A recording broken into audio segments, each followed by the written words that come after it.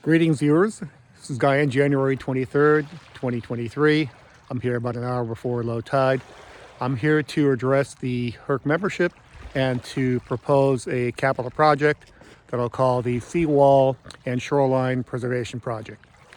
And the basis of this project is the objective is to do what we can out in front of us to protect us from the northeasterly storms that we experience, that are the ones that are going to destroy or attack the shoreline and the seawall behind us and the wooden structure to my left.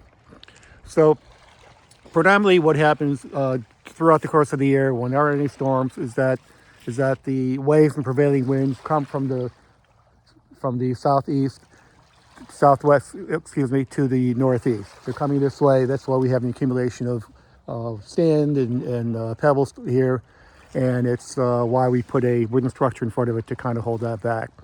But in times of storms and severe storms, the predominant winds and currents shift from the southeast to the northwest.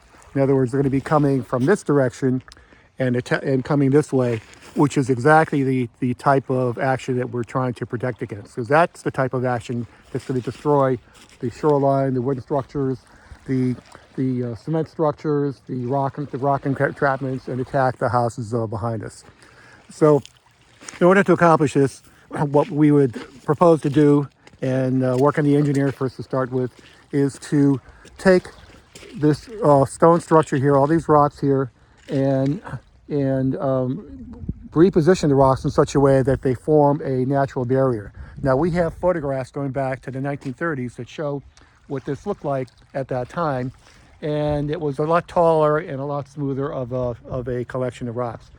And we can actually go out and harvest large stones that are in the water all around us and use them to rebuild the structure and try to raise the height of it and actually extend it if we can out towards the west.